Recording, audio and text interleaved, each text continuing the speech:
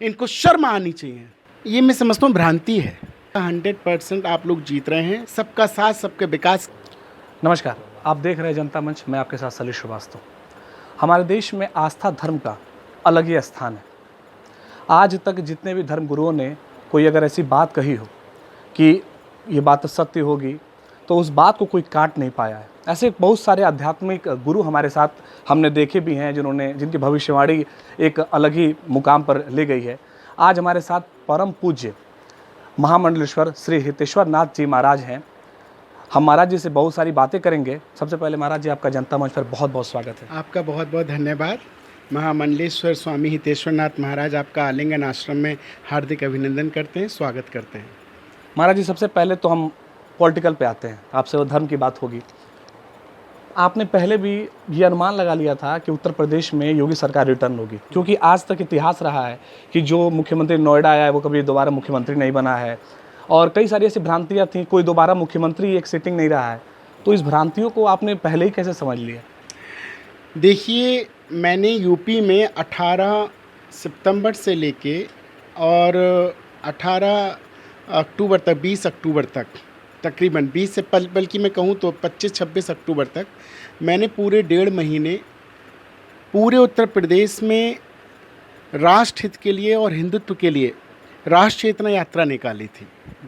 उस यात्रा का मुख्य उद्देश्य यही था कि हमारी जो समाज है, जो हमारे राष्ट्र के, भारत के रहने वाले, जो यहाँ के प्रतिनिधित्व करने वाले लोग हैं, जो जनता है, उनके बीच में क्या क्या उनकी विचारधारा है, उनकी विचारधारा की खोज करने के लिए मैंने राष्ट्र चेतना यात्रा निकाली।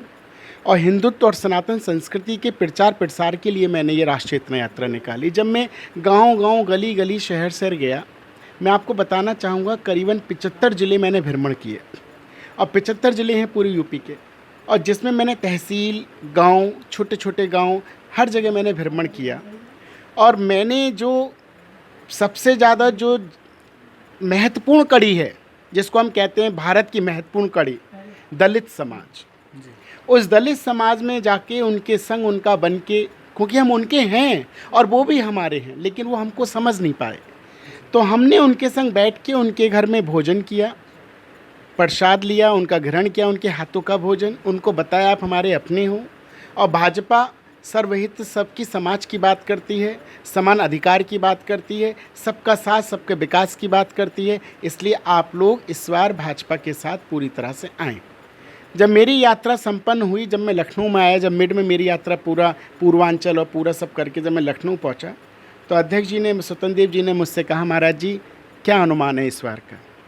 मैंने कहा 100%, इवन ये मेरे ही बोलते, मैंने कहा 100% आप लोग जीत रहे हैं और 260 सीटें आप लेकर आएंगे। ये मेरे मुंह से निकला, पता नहीं क्यों। हनुमान जी ने बुलाया, क्योंकि मेरे हनुमान जी ईस्ट हैं, वो मेरे साथ रहते हैं। मेरे मुंह से निकला कि 260 सीटें आप लेके आएंगे तकरीबन, लेकिन और ऊपर हो गई।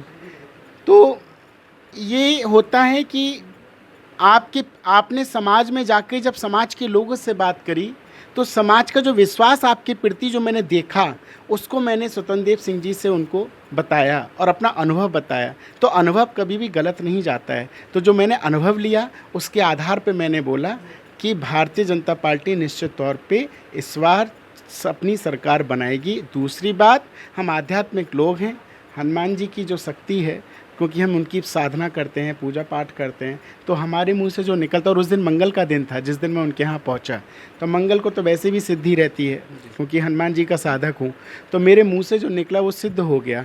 और ये तो भक्ति की शक्ति है। तो मतलब आपकी यात्रा ने बता दिया था कि सरकार दोबारा बनने वाली है। एक बात, आपने दलितों के घर खाना खाया, तो आपको लगता था कि दलित अगर साथ देंगे तो सरकार बीजेपी की बन जाएगी?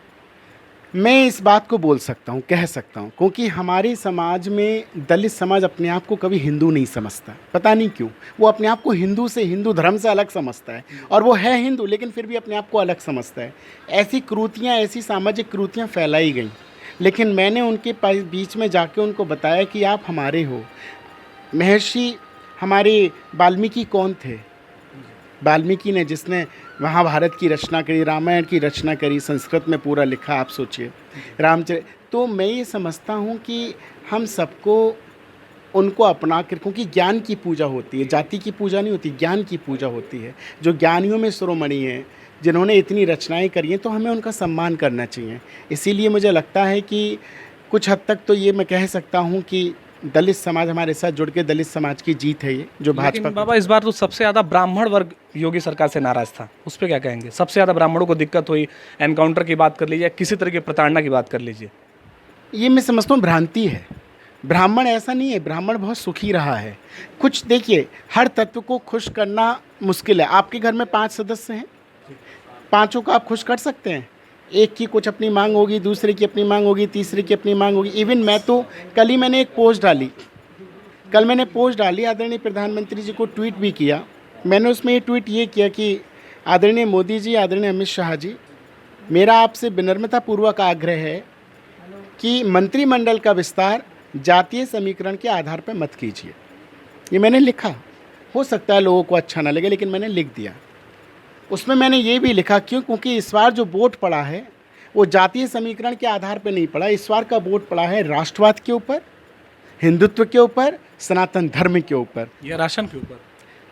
राशन कह सकते हैं, राशन के ऊपर, राशन भी कह सकते हैं। क्योंकि जिस प्रकार 2 साल हमारे यहाँ भारत में कोरोना रहा, मुझे लगता है आदरणीय मोदी जी ने हर घर के अंदर गरीबों के मसीहा बन के उनकी सेवा की है, गरीबों का बच्चा बन के उनकी सेवा की है, किसी गरीब को दर दर भटकने नहीं दिया। तो मैं समझता हूँ ये उन्होंने बहुत अच्छा काम किया। लेकिन राशन को मैं सेकेंडरी कहूँगा, लेकिन राष्ट्रवाद को मैं ऊपर कहूँगा। चलिए, राष्ट्रवाद की बात जैसे चल रहा है कि अयोध्या हो गया, मथुरा की बारी है, बनारस भी हो गया, इस तरह की जो चलती है कई सारी बातें सरकार की तरफ से, आप कह सकते हैं कि राष्ट्रवाद के अंदर देखिए, सबसे बड़ा हम कहते हैं सबसे बड़ा धर्म है या सबसे बड़ा राष्ट्र। मैं कहता हूँ सबसे बड़ा राष्ट्र है, धर्म तो बाद में आता है। राष्ट्र बचेगा तो धर्म बचेगा, अगर राष्ट्र नहीं बचेगा तो धर्म बिल्कुल नहीं बचेगा। बहुत अच्छी बात। और आप ये देखिए, अभी यूक्रेन के अंदर मैं आपको बात बता रहा हूँ, जब तीसरे चरण का मतदान हुआ था, उस समय मीडिया में सिर्फ यूक्रेन और यही सब दिखा रहे थे। कोई आपने चुनावी सभा दिखाई कहीं? कुछ नहीं दिखाया। एक चीज़ ने पूरी जनता को बदल के रख दिया। वो कौन सी चीज़ है कि जो पाकिस्तानी युवा थे यूक्रेन के अंदर फंसे हुए, उन्होंने भारत के तिरंगे को लेके अपनी जान बचाई। आप सोचिए, ये कितना बड़ा संदेश समाज के लिए गया, कितना बड़ा संदेश देश के लिए गया कि भारत के तिरंगे की इतनी ताकत। और आज हमारे भारत के अंदर कुछ ऐसे तत्व हैं जो भारत के तिरंगे को जलाते हैं, भारत के तिरंगे पे पैर रखते हैं, राजनीति करते हैं, और उसी तिरंगे ने इन लोगों की जान बचाई। इनको शर्म आनी चाहिए।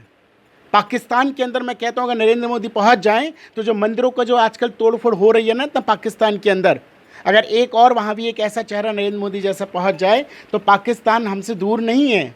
और मैं तो सोच रहा हूँ आने वाले समय में अगर मोदी जी की लंबी उम्र हो तो पाकिस्तान भी भारत में विलय हो जाएगा और वहाँ भी भगवा लहराएगा। और ऐसा समय आएगा, और अब हिंदू जाग गया है, अब हिंदू को पता है ये वोट, मैं आपको रियलिटी बता रहा हूँ, इस बार राष्ट्रवाद के नाम पे पड़ा।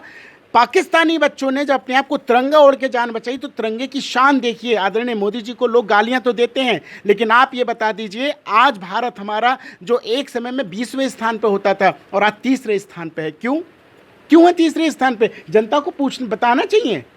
आदरणीय मोदी जी को आप कहते हैं क्या काम किया, नौकरी नहीं दी, बेरोजगारी कर दी। ये अरे आप पहले ये देखिए, जो देश 70 वर्षों से खोखला होता जा रहा था, जिसको ये लोग खा खा के इन्होंने खोखला कर दिया, उसको भरने के लिए बहुत सारी चीज़ों को आपको पीछे छोड़ना पड़ता है। एक घर को भरने के लिए कुछ भरना पड़ता है, कुछ छोड़ना पड़ता है, कुछ जोड़ना पड़ता है, कुछ तोड़ना पड़ता है। लेकिन जब धीरे धीरे जब हम एक चीज़ को बना लेते हैं तो उसके बाद राष्ट्र का निर्माण होता है। आज आदरणीय मोदी जी ने राष्ट्र का सम्मान इतना कर दिया कि भारत से अगर कोई भी युवा बाहर जाता है ना विदेश की धरती पे, तो सीधा लोग कहते हैं ये भारत से आया है, स्वाभिमान के साथ सीना चौड़ा कर चलता है। तो इसलिए मैं कहता हूँ आदरणीय मोदी जी ने भारत का सम्मान बढ़ाया। भारत का सच्चे सपूत हैं वो, ऐसे सपूत को लंबी उम्र होनी चाहिए। त्रिपाठी के साथ मैं सलील श्रीवास्तव, जनता मंच, दिल्ली।